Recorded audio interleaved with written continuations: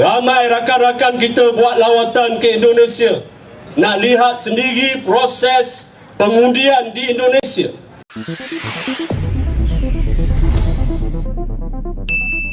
Assalamualaikum warahmatullahi wabarakatuh. Salam jumpa lagi dan terima kasih untuk Anda yang terus mendukung channel ini. Semoga berkat Tuhan selalu bersama kita semua. Ya, dalam hitungan hari Indonesia akan memilih pemimpin negara dan wakil-wakil rakyatnya. Namun perkembangan politik di Indonesia memang tak luput dari sorotan luar negeri, terutama dari negara jiran Malaysia, yang mana pada video kami sebelumnya ada tokoh politik Malaysia mengatakan Indonesia penting bagi Malaysia. Syahril, kenapa Indonesia ini penting kepada kita? Satu, dia jiran kita. Kedua ialah dia negara keempat paling ramai di dunia. Ketiga ialah negara majoriti Muslim, negara Islam yang Islam paling yang besar di dunia. Demokrasi kedua terbesar di dunia selepas India. Selepas India, ya. Diaspora yang ramai di Malaysia. Diaspora yang ramai di Malaysia 2 juta, mungkin 3 juta. Tengok data apa yang kita pakai. Berjuta-juta lah orang Indonesia yang ada di Malaysia ini. Dan dalam satu senario di mana akan ada perubahan kuasa besar di dunia, sudah tidak lagi hanya berpaksi kepada Amerika Syarikat, hanya berpaksi pada Barat, multipolarity, satu ungkapan dan istilah geopolitik yang guna pakai sekarang. Indonesia merupakan salah satu paksi kuasa di rantau ASEAN ini. Dan di sisi lain mereka juga menyoroti demokrasi Indonesia dari sudut pandang mereka. Komen sikit tentang politik hari ni tapi politik antarabangsa. Tengok debat baru-baru ni. Jadi ini debat ketiga saya menyaksikan debat ini dalam TV. Saya buat video, menerima tontonan lebih daripada 100,000 tontonan lah. Cuma nak share sikit komen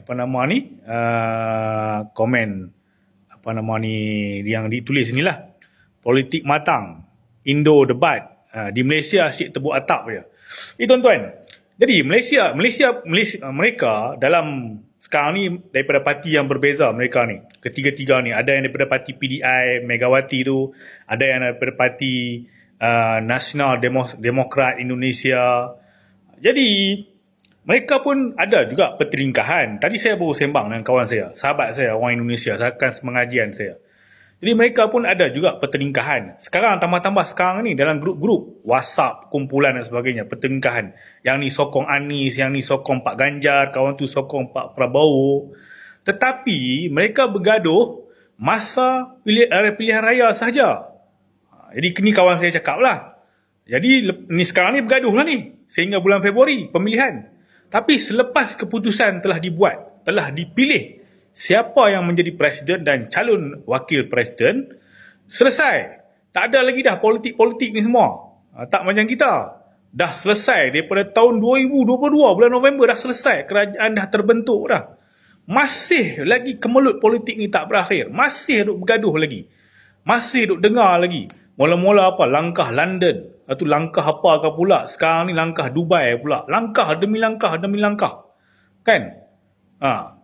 Tak habis-habis lagi. Patutnya dah habis selesai dah hari itu dah. Tak dengar dah langkah-langkah ni semua. Langkah ni akan dengar pada bulan November 2027. The next election.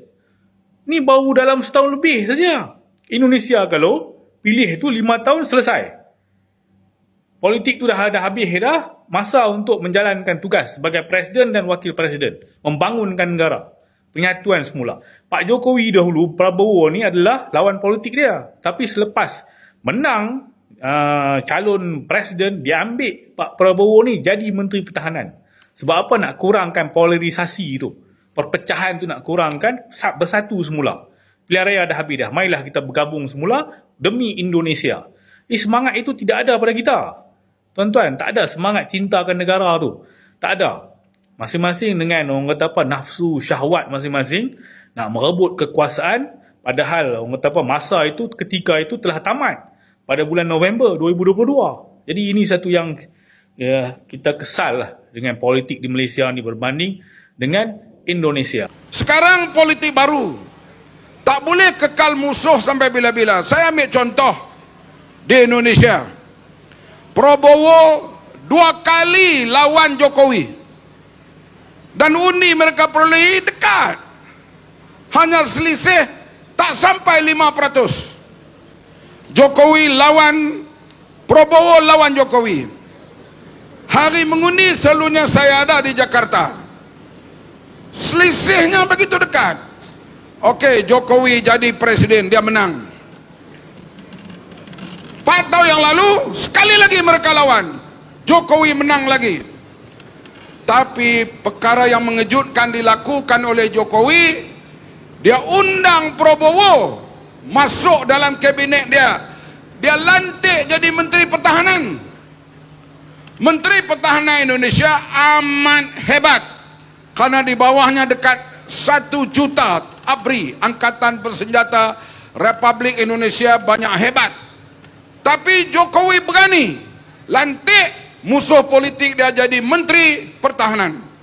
Selepas itu politik Indonesia begitu stabil sampai hari ini, pelabur asing masuk begitu hebat. Indonesia sekarang memacu ekonomi ke hadapan. Ini model politik baru. Yang dulunya kamu kalah, pembangkanglah sampai bila? Sehingga pilihan akan datang. Tapi Indonesia memulakan satu politik baru di rantau Asia Tenggara ini. Di negara jiran kita Indonesia sedang berlangsung pemilihan atau pemilu.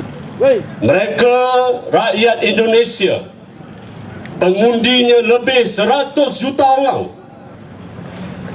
Hari ini masyarakat antarabangsa melihat Indonesia sebagai sebuah negara yang subur demokrasinya.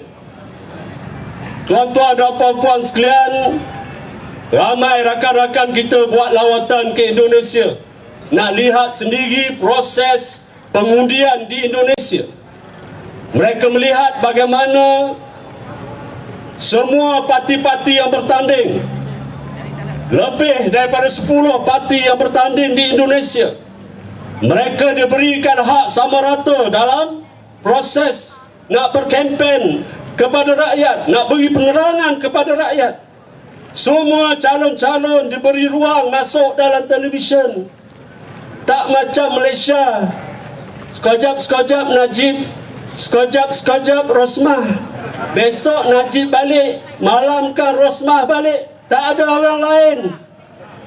Tapi di Indonesia, calon boleh saja menggunakan media elektronik, media cetak. Mereka juga boleh menggunakan kemudahan-kemudahan yang ada. Mereka boleh berjumpa rakyat, berkempen, menyatakan visi, menyatakan polisi mereka. Tidak seperti di Malaysia. Mereka tak buat projek-projek segera ni. Macam di Malaysia, dekat-dekat nak pilihan raya, apa yang keluar? Ini projek Barisan Nasional. Naikkan projek ni.